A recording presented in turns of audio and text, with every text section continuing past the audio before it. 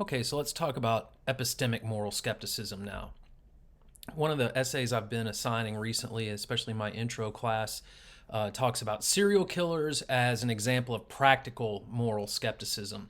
And in that article, they distinguish between practical moral skepticism and what they call epistemic moral skepticism, which is the denial of the possibility of moral knowledge. It doesn't deny knowledge altogether or the possibility of knowledge whatsoever.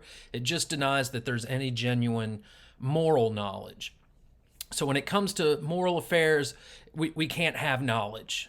We have opinion or truthiness or feelings or sentiments, but we don't have knowledge. What philosophers would call knowledge there.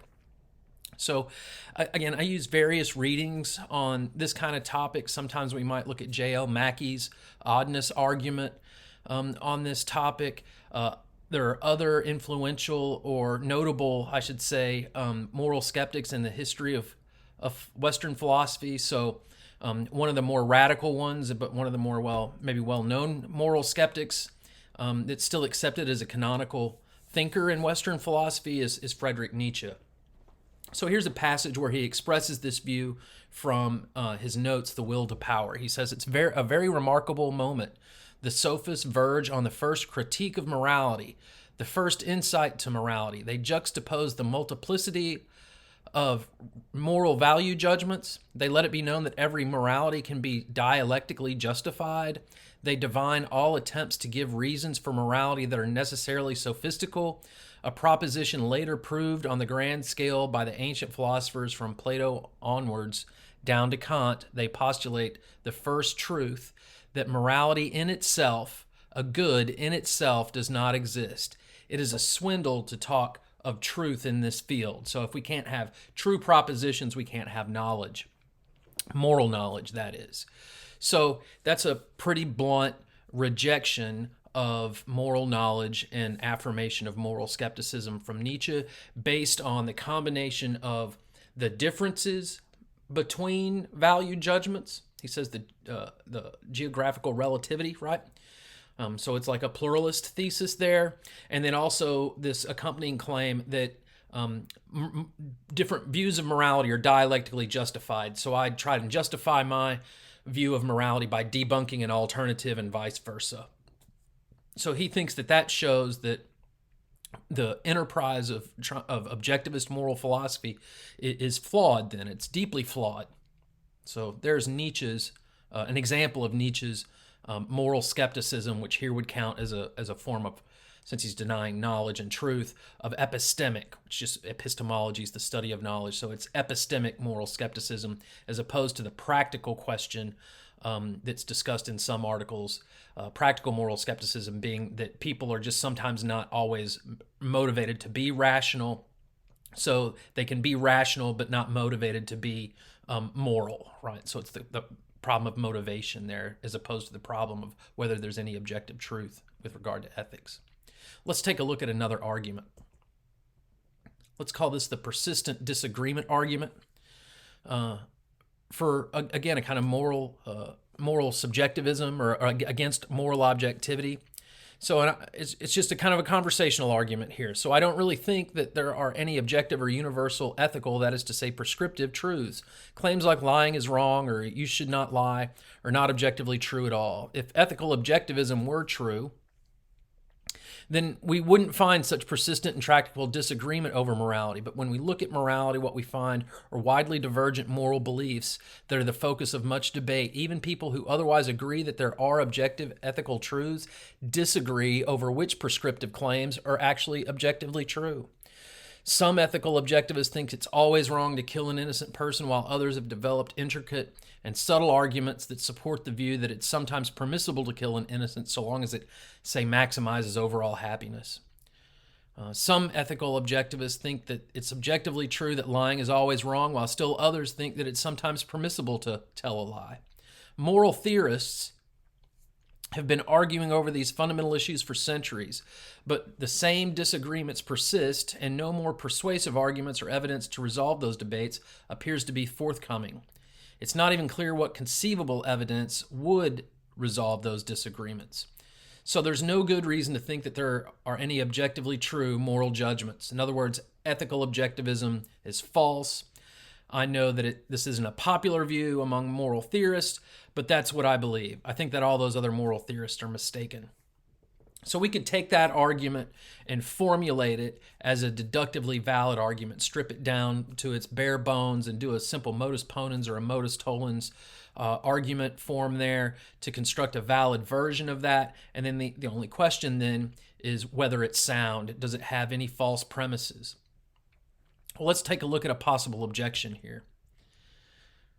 So the underlying idea, the main premise of that persistent disagreement argument is that if there's disagreement, the fact of disagreement about some topic implies that there's no objective truths about that topic. Let's call that thesis D for the disagreement thesis. Now, according to that persistent disagreement argument, that disagreement thesis is true, right? However, there's disagreement over that thesis itself. In other words, there are philosophers who dispute the fact that just because there's that people disagree, that necessarily entails that there's no objective truth of the matter. We've encountered arguments like this before this semester, so this might not be a surprise at this point, but it should be clear that, disagreement can sometimes be rooted in, it could be non-rational disagreement. Someone just disagrees for the sake of disagreement without a principled reason. They could disagree out of a lack of information or cultural or a personal bias of some kind. So the mere fact that there's disagreement doesn't seem to prove that there's no objective truth of the matter. So, assuming for the sake of argument that thesis is true, that the disagreement thesis is true, that would imply that it's true and not true in its own case. That's a contradiction. So, if you recall, earlier in this semester, we've done this a few times by now probably. There are a few key steps to go through when we're examining or looking for self-contradictory claims. Does the thesis or the premise or the claim propose a standard or criterion? Does it affirm or deny something? Does that standard apply to itself? There's the self-referential part of that element. So self-contradiction, self-referential, right? And then does that thesis meet that standard? If not, then it's affirming a contradiction, and we've got a problem there. We've got a logical problem with that. Since contradictions can't be true, that would mean that it has to be false. One of those elements has to be false then. So there's another way of trying to think about, how strong is the case for moral skepticism. Let's look at one more argument here, and we can get some help from Rick and Morty on this one. So sometimes in contemporary philosophy, you'll come across what's called an evolutionary debunking argument. So here's a simple version of an evolutionary debunking argument against moral realism.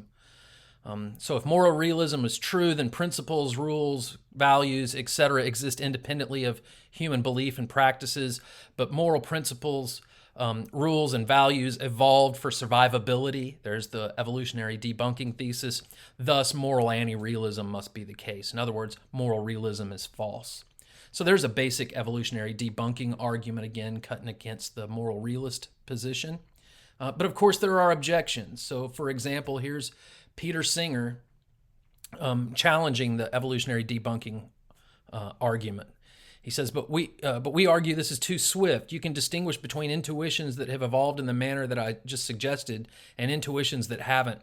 The former, not likely to be truth-tracking, but consider the intuition supporting Sedgwick's axiom of rational benevolence that requires us to be impartial across different people.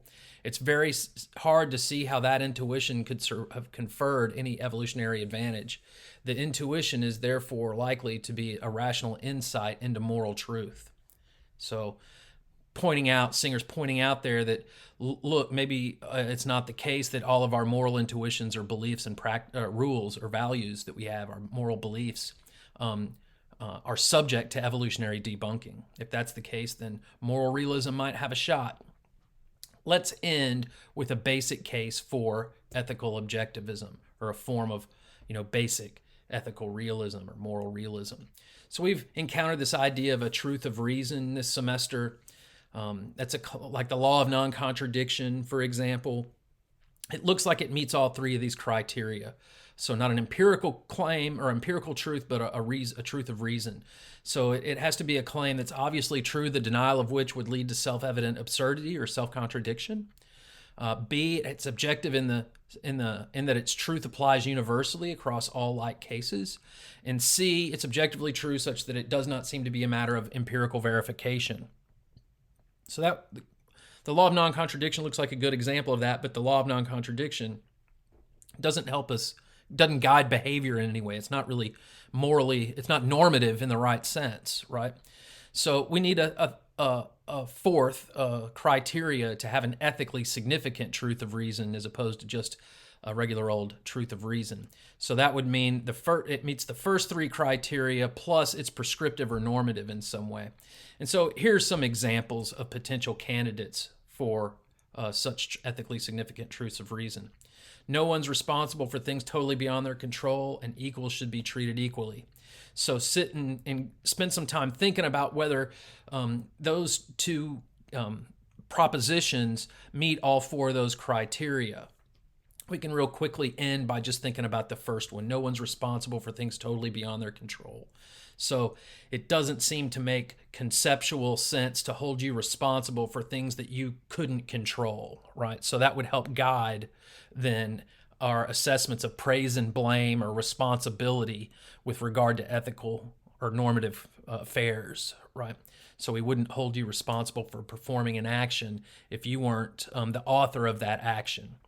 And that seems to guide our behavior in some ways, right? At least in regard to evaluations.